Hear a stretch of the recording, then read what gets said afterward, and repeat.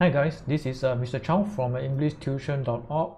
Now welcome to another video. In today's video, you will get some PSLE composition writing tips. So without further ado, let's get started.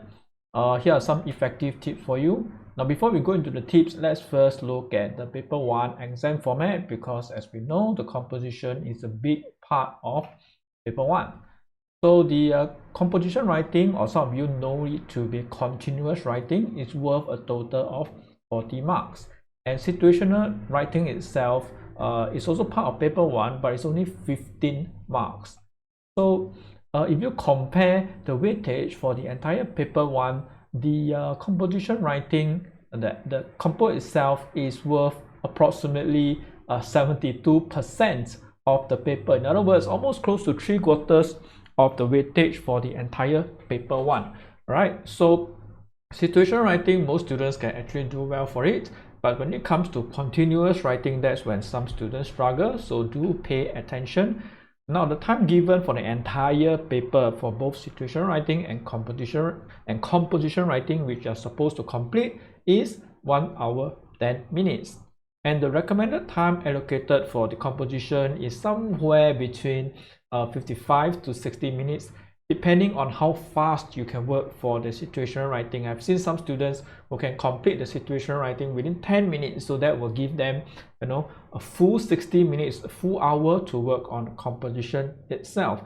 And it's a very good position to be in. So if you can work fast, that is definitely an advantage. And the minimum word count is 150 words.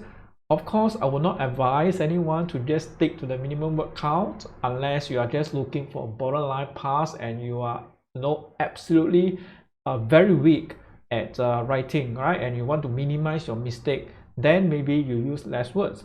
But the typical student usually writes about between 300 to 350 words. That's a very good length. If you want to give some room for the story to develop, you do need to write a few more words, okay?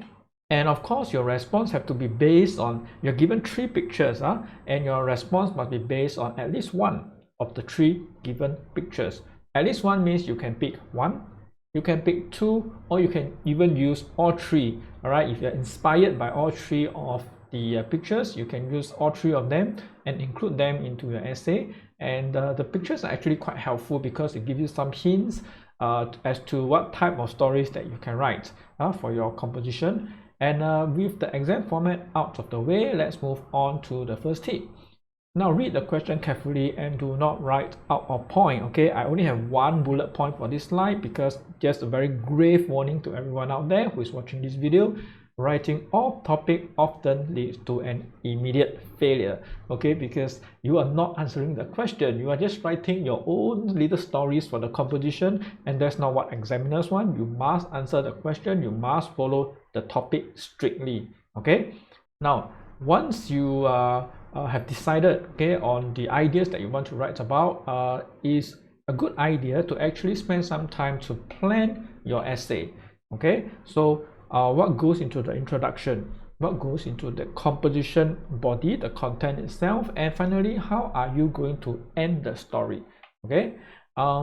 Insert a very interesting climax for the story, and give your essay some form of structure in bullet points. Maybe you can just write down somewhere on some empty space that you find on the paper or on a piece of foolscap paper before you even start. All right, it's always a good idea to try to grab the reader's attention in your introduction. Now, there are many ways to do that, and that's beyond the scope of this video, so I will not go into it. But do check the tutors and your teachers what's a good way to grab the reader's attention in the introduction. Okay, pick an interesting climax. Don't pick something that's very boring. Nobody cares about this climax. Then it will not help you in scoring for the content. And the recommended planning time is actually just somewhere between 10 to 15 minutes. If you can work fast, you can actually get it done within, say, 7 or 8 minutes, and then you can start writing immediately. Do not exceed 15 minutes of planning time, because you do need to give yourself time to write the actual essay, because during the planning phase, nothing has been produced yet.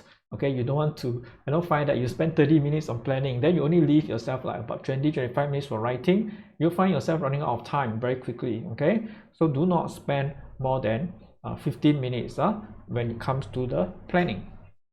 Okay, the third tip that I have for you is to always try to demonstrate your language skills. This is very important, so please listen carefully. Now choose appropriate words and phrases and use them only at the right time. Listen carefully. Choose the appropriate words and phrases and only use them at the right time.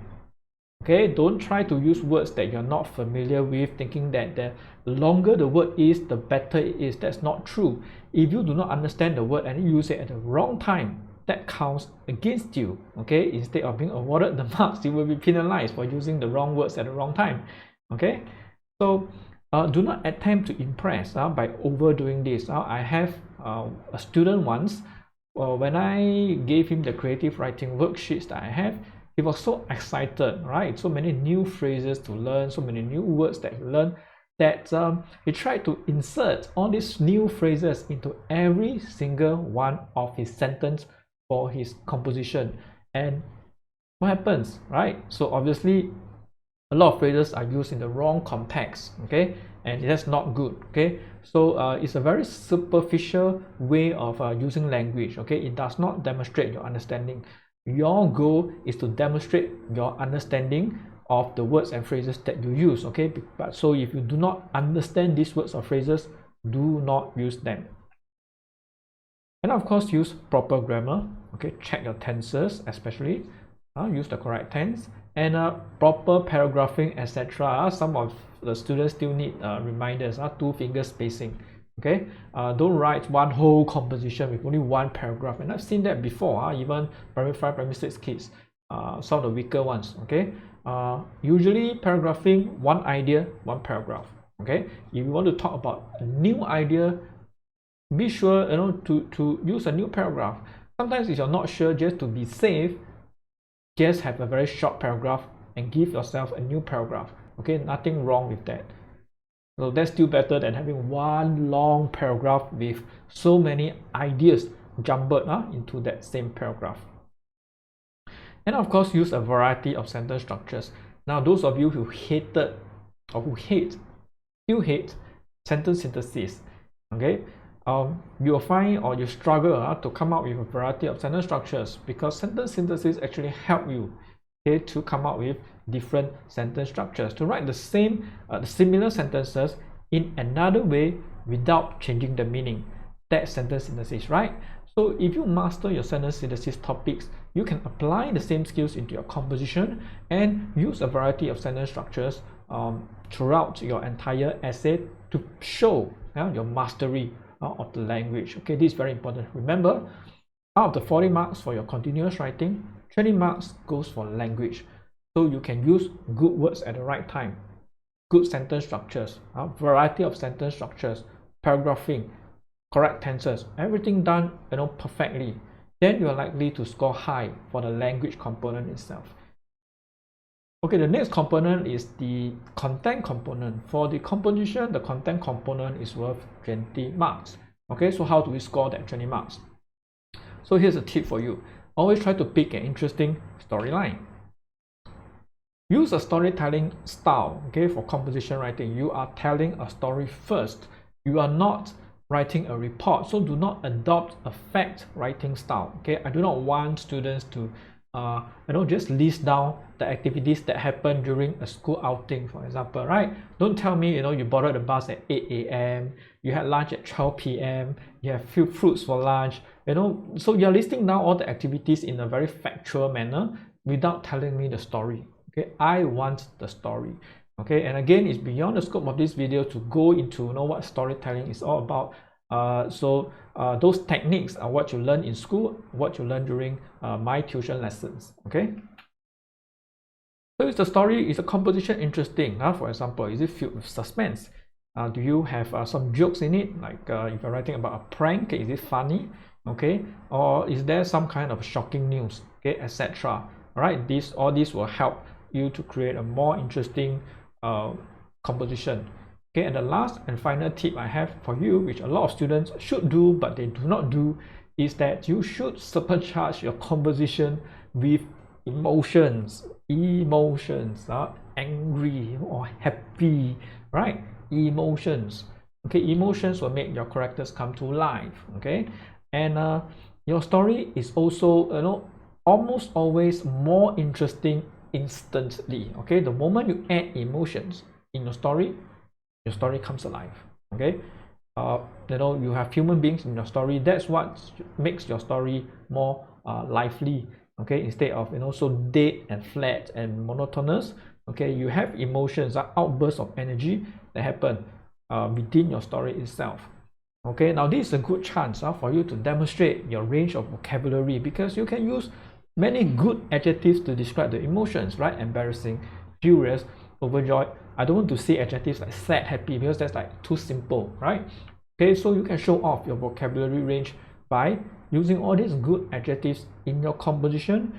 Okay, and just show off your language and have a good time. Okay, and with that, we've come to the end of this video. Hopefully that you have learned something useful.